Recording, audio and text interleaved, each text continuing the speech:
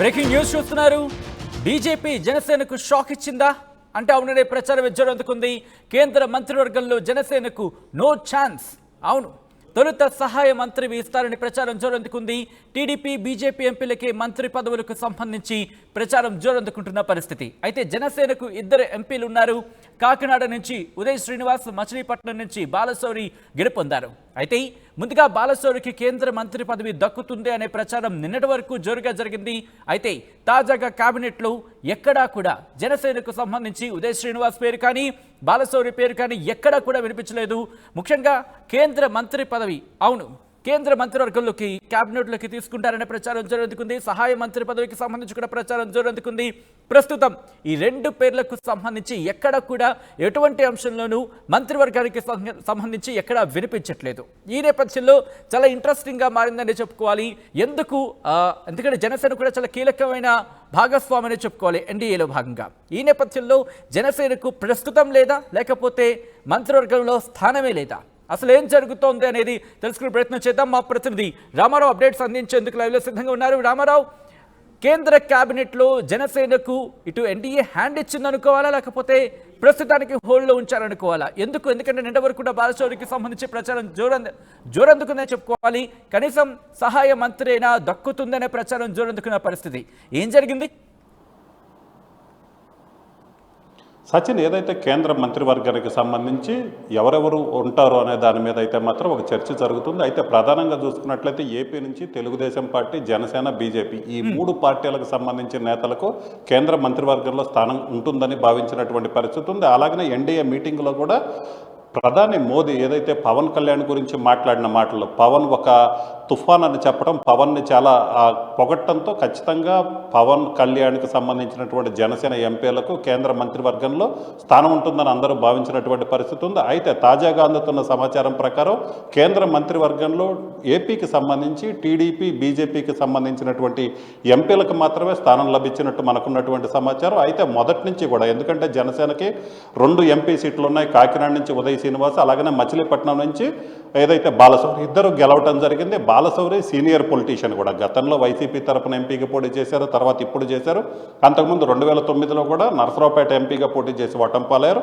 ఆయన సీనియర్ పొలిటీషియన్గా ఉన్నటువంటి పరిస్థితి ఉంది. ఆయన ఎంపీగా గెలవటంతో జనసేన పార్టీ తరఫున ఖచ్చితంగా ఇప్పుడు గెలిచినటువంటి ఇద్దరిలో ఒకళ్ళకి మంత్రి పదవి, ఏదైతే కేంద్రంలో మంత్రి పదవి వస్తుందని భావించినటువంటి పరిస్థితి ఉంది. అలాగనే మొదటి నుంచి కూడా మచిలీపట్నం నుంచి రెండోసారి గెలిచినటువంటి బాలశౌరి పేరు అయితే మాత్రం ప్రముఖంగా వినిపించింది. ఎందుకంటే జనసేన పార్టీ మొదటి నుంచి బీజేపీతో ఉంది, తర్వాత కూటమితో పాటు ఏదైతే తెలుగుదేశం, బీజేపీ, జనసేన కూటమిగా ఏర్పడి పోటీ చేసింది. అలాగనే పవన్ కళ్యాణ్ పార్టీ కూడా ఒక రకంగా చూసుకున్నట్లయితే 21 ఎమ్మెల్యే స్థానానికి 21 గెలిచింది, 2 ఎంపీ స్థానాలు కూడా గెలిచిన నేపథ్యంలో ఖచ్చితంగా ఏదైతే సీనియర్ లీడర్ అయినటువంటి బాలశౌరికి కేంద్ర మంత్రివర్గంలో స్థానం లభిస్తుందని చెప్పడం జరిగింది. మొదటి నుంచి కూడా అదే ప్రచారం కొనసాగుతుంది. అయితే తాజాగా ఇప్పుడు ఏదైతే ప్రధాని మంత్రిగా మోడీ 3వ ప్రమాణ స్వీకారం తర్వాత ఒక లిస్ట్ ఉంది. ఆ లిస్టులో 51 మంది పేర్లు అయితే మాత్రం టీడీపీకి సంబంధించి రామ్మోహన్ నాయుడు, అలాగనే పెమ్మసాని చంద్రశేఖర్, బీజేపీకి సంబంధించిన నేత పేరు, ఎంపీ పేరు అయితే ఉంది. కానీ జనసేనకు సంబంధించి ఒక పేరు, ఏదైతే బాలశౌరి పేరు మొదటి నుంచి కూడా ప్రచారంలో ఉన్నటువంటి పరిస్థితి ఉంది. అయితే ఇప్పుడు మాత్రం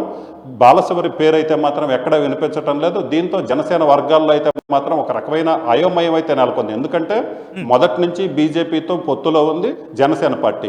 సో ఖచ్చితంగా ప్రధాని మోదీ దగ్గర పవన్ కళ్యాణ్కి మంచి రేపో ఉంది, అలాగనే మంచి ఇమేజ్ కూడా ఉన్న నేపథ్యంలో ఖచ్చితంగా జనసేన పార్టీకి కేంద్ర మంత్రివర్గంలో చోటు లభిస్తుంది. కనీసం సహాయ మంత్రి పదవైనా ఖచ్చితంగా జనసేన పార్టీ ఎంపీ ఒకరికి లభిస్తుందని భావించినటువంటి పరిస్థితి ఉంది. అయితే ఇప్పుడు చూసినట్లయితే మాత్రం పూర్తిగా ఏదైతే జనసేన పార్టీకి సంబంధించి కేంద్ర మంత్రివర్గంలో కనీసం స్థానం కూడా లభించలేదు. అయితే ఒక మంత్రి పదవైనా వస్తుంది, కనీసం సహాయ మంత్రి పదవైనా వస్తుందని భావించినప్పటికీ ఇప్పుడున్నటువంటి లిస్టులో అయితే మాత్రం జనసేన పేరు లేకపోవటం అనేది అయితే మాత్రం అనూహ్య పరిణామంగా చెప్పుకోవచ్చు. అయితే ఏం జరగబోతుంది? ఎందుకంటే ఇప్పటికీ జనసేన, బీజేపీ, ఏదైతే టీడీపీ 3 కూటమిగా ఉన్నాయి. జనసేన పార్టీ కీలకంగా మారిన నేపథ్యంలో కూడా జనసేన పార్టీకి కేంద్ర మంత్రివర్గంలో చోటు దక్కకపోవటం అనేది అయితే మాత్రం ఒక రకంగా షాక్గానే చెప్పుకోవచ్చు సచిన్.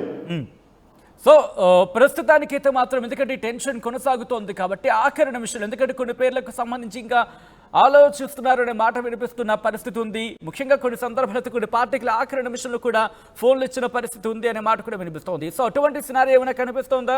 ఎందుకంటే కొన్ని సందర్భాలు మనం చూస్తూ ఉంటాం, ఆఖరి నిమిషంలో షాక్ ఇచ్చే పరిస్థితి కూడా ఉంటుంది. సో జనసేన విషయంలో కూడా అది జరగచ్చా? అటువంటి ఆసక్తి కావచ్చు, అటువంటి ఉత్కంఠ కావచ్చు ఏమైనా జనసేనలో ఉందా ప్రస్తుతం? సో ఖచ్చితంగా సచిన్, ఎందుకంటే మొదటి నుంచి కూడా బీజేపీతో జనసేన ఉన్నటువంటి పరిస్థితి ఉంది. వాళ్ళు పొత్తులో ఉన్నారు.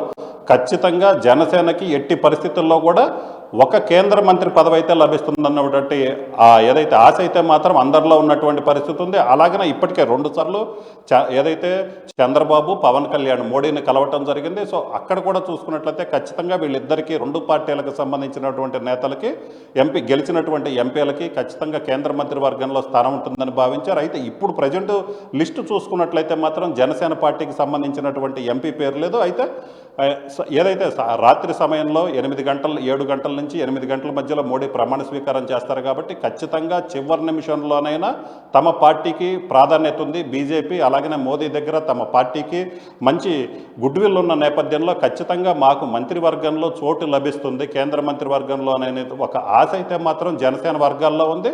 సో ఏం జరుగుతుంది, ఎందుకంటే ఆల్రెడీ చూసుకున్నట్లయితే మొదటి నుంచి కూడా ఎప్పుడు ఏం జరుగుతుందో తెలియని పరిస్థితి ఉంది. లిస్టులో కొంతమంది కొత్త పేర్లు యాడ్ అవుతున్నటువంటి పరిస్థితి ఉంది. అలాగనే ఏదైతే మంత్రి పదవి వస్తుంది అనుకున్న వాళ్ళ పేర్లు లేనటువంటి పరిస్థితి ఉన్న నేపథ్యంలో ఇప్పటి వరకు లేకపోయినా కూడా ప్రమాణ స్వీకారం టయానికి ఖచ్చితంగా జనసేనకు సంబంధించినటువంటి ఎంపీ ఉంటారు. వాళ్ళకు కూడా జనసేనకు కూడా మంచి ప్రాతినిధ్యం లభిస్తుంది. వాళ్ళకి ఒక మంత్రి పదవి, అది సహాయ మంత్రి అయినా కానీ ఖచ్చితంగా కేంద్ర మంత్రివర్గంలో ప్రాతినిధ్యం ఉండటం అనేది ఒక ప్రెస్టేజియస్గా భావించిన నేపథ్యంలో ఏదైనా జరగవచ్చు. లిస్టు మారి ఖచ్చితంగా ఒక్కళ్ళకైనా మంత్రి పదవి లభిస్తుందనే ఒక ఆశ అయితే మాత్రం జనసేన నేతల్లో ఉన్నటువంటి పరిస్థితి ఉంది. మీరు అన్నట్లు ఖచ్చితంగా లిస్టులో పేరు చేరే అవకాశం అయితే ఎక్కువగా కనిపిస్తున్నటువంటి పరిస్థితి ఉంది Sachin. Right Ramarao, thanks for update. మొత్తంగా అయితే మాత్రం జనసేనకు బీజేపీ షాక్ ఇచ్చిందా అంటే అవుననే ప్రచారం ఎజ్జోరు అందుకుంది. కేంద్ర మంత్రివర్గంలో జనసేనకు నో ఛాన్స్ ప్రస్తుతానికైతే మాత్రం అనే మాట వినిపిస్తోంది. తొలుత సహాయ మంత్రి పదవి ఇస్తారంటూ ప్రచారం జరిగింది.